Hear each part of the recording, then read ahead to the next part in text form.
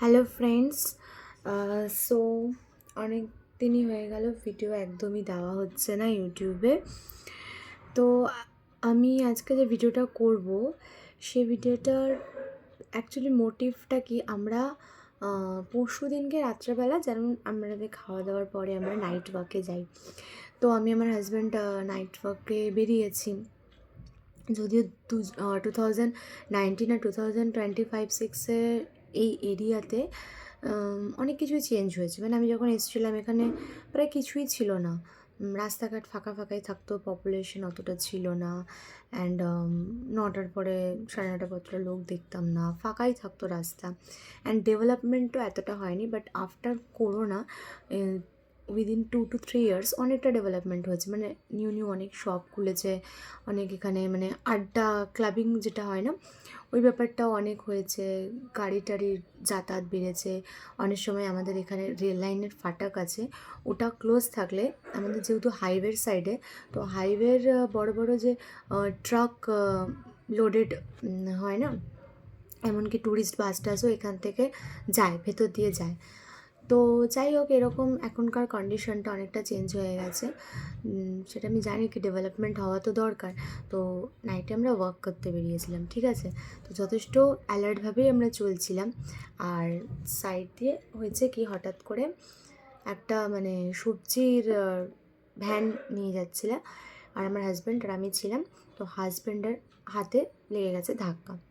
And তারপরে এতটাই মানে কেটে গেছে, মানে ওর স্কিন এতটা পাতলা যে একদম কেটে রক্ত বেরিয়ে গেছে পুরো, মানে কাঁচা মাংস ভেতরে দেখা যাচ্ছে। ভাগ্য ভালো কি সামনাসামনি একটা মেডিকেল স্টোর ছিল, ওখানে গেছি।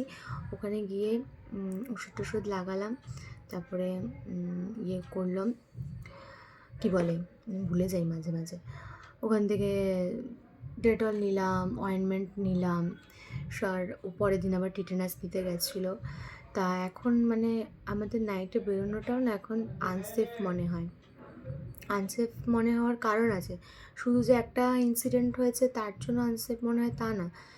মানে প্রত্যেক দিন আমি রাত্রেবেলা থেকে রেঞ্জার বাইকগুলো, না কি বলে, স্পোর্টস বাইকগুলোতে সেই যাবে ইয়াংস্টার, টিনেজ, 18 to 19 হার্ডলি ওদের এজ হবে, বয়েস, এত জোরে মানে গাড়িটা চালিয়ে যাবে, জাস্ট এখান থেকে এখান দেখতে দেখতে ওরা তো বেরিয়ে চলেও যায়। আর পেছন পেছন আরও 2-3টে বাইক ওদের চেস করে করে যায়। মানে ওরা কিচ্ছু দেখে না যে রাস্তায় লোক যাচ্ছে, না রাস্তায় কোনো অ্যানিমালস আছে, না রাস্তায় কোনো বয়স্ক লোক আছে, না রাস্তায় কোনো গাড়ি আছে। ওদের জাস্ট মানে তাড়াহুড়োতে কিসের যে ওদের তাড়া আমি কিছু বুঝতে পারি না। মানে এতটা স্পিডে ওরা বেরিয়ে যাবে ফটাক করে, কি চোখের পলক ফেলতেই উধাও। এবং সেই মুহূর্তে যদি কিছু হয়, সামনাসামনি কোনো মানুষ চলে আসে, কোনো অ্যানিমালস চলে আসে, বা কোনো একটা এল্ডারলি পার্সন ক্রস হচ্ছে, সাডেনলি যদি চলে আসে, কি হবে? দু তরফ থেকেই মানে ড্যামেজ হবে।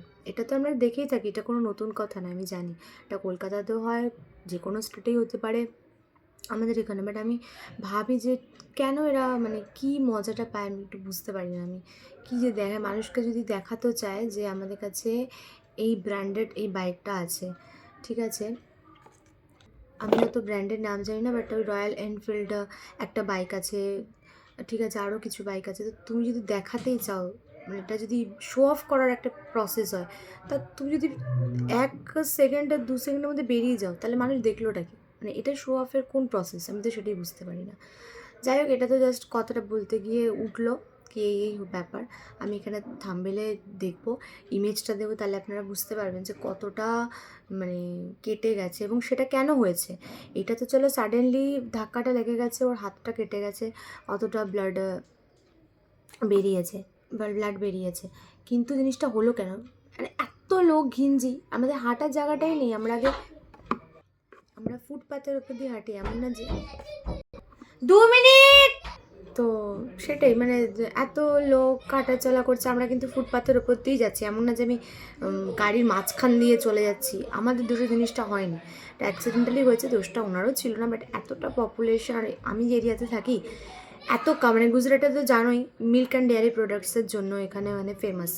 তো আমি যে এরিয়াতে থাকি, এখানে গুজরাটিদের মধ্যে বলে না ভাড়ওয়ার, কাঠিয়াবাড়ি, এদের কাছে প্রচুর মানে গরু আছে। এরা দুধের মিল্কের বিজনেস করে, তারপরে মিল্ক থেকে প্রোডাক্টস বানিয়ে সেগুলোর বিজনেস করে। কিন্তু ঠিক আছে, কিন্তু যেই গরুগুলো দুধ দিতে পারে না, তাদের একটা এজ হয়ে যায়, লিমিট হয়ে যায়, তখন এরা কী করে, রাস্তায় ছেড়ে দেয়। আর এগুলো চতুর্দিকে এরা ঘুরে বেড়ায়। মার্কেটে সবজি টবজি বিক্রেতারা থাকে, সেলার্সরা থাকে, ওদের যেগুলো ওয়েস্ট থাকে সেগুলো খাওয়ার জন্য ওই দিকটা থাকে, যেখানটা একটু ফরেস্ট এরিয়া, ওখানটা ঘুরতে থাকে। এদের মানে গোবর টোবর রাস্তার মধ্যে পড়ে থাকবে, মানে এরা কোনো নির্দিষ্ট কোনো এখান থেকে কিছু করে না যে গরুগুলোকে কোথায় রাখা হবে বা এরকম রাস্তাঘাটে গরু চলছে। অনেক সময় তো এরকমও হয় কি, 4 হুইলার স্পিডে আসছে, গরু ক্রস করছে, আর গরুর জন্য 4 হুইলার দাঁড়িয়ে আছে, 4 হুইলার পেছনে আরও 4-5টা গাড়ি দাঁড়িয়ে আছে। আর এই গরু তো তুমি জানোই, গরু তো গরুই হয়, যতই তুমি বলো কি যাবে, ওকে তো তাড়াতে হবে, তোমাকে নেমে তাড়াতে হবে, বা কোনো লোক থাকলে সে তোমাকে তাড়াবে। তো ওরকম ব্যাপারটা। তো এই হচ্ছে কন্ডিশন। তো আমাদের এরিয়াতে এই সমস্যাটার জন্য আমরা সেদিনকে ফুটপাথ থেকেই চলছিলাম, কিন্তু যেহেতু লোকজনের জমায়েতটা বেশি ছিল, এত ভেহিকলস যাচ্ছিলো সাডেনলি এসছে, সেই জন্য। কিন্তু এগুলো বলে কোনো লাভ নেই, আমি জানি। এটা তো জাস্ট আমি আমার একটা ভিডিওতে বলছি। এরকম আরও আমার থেকে অনেক বেশি এডুকেটেড নলেজেবল পার্সনরা রোজ ভিডিও বানিয়ে বানিয়ে পোস্ট করে যে এখানে এটা হচ্ছে, এখানে ওটা হচ্ছে, সিভিক সেন্স নেই মানুষের, এই হচ্ছে সেই হচ্ছে, এইটা করা উচিত, ওটা করা উচিত না, it should be to that, it should not be to that. But এটার কোনো রেমেডিস নেই, কোনো পারফেক্ট সলিউশন নেই, জানি না। সো আমার সাথে যেটা হয়েছে আমি জাস্ট শেয়ার করলাম, করে রাখলাম, যে আমি পরে রিকল করতে পারি, কোনো সময় দেখবো, জাস্ট বিকজ। আর তোমাদের আমার ভিডিও ভালো লাগলে, যদি কিছু মনে হয় যে হ্যাঁ কিছু তোমাদের এখান থেকে তোমরা কিছু জানতে পারছো বা ভালো লাগছে আমার কথাগুলো শুনতে বা ভিডিও দেখতে, তাহলে আমাকে লাইক করো, সাবস্ক্রাইব করো। ওকে, বাই।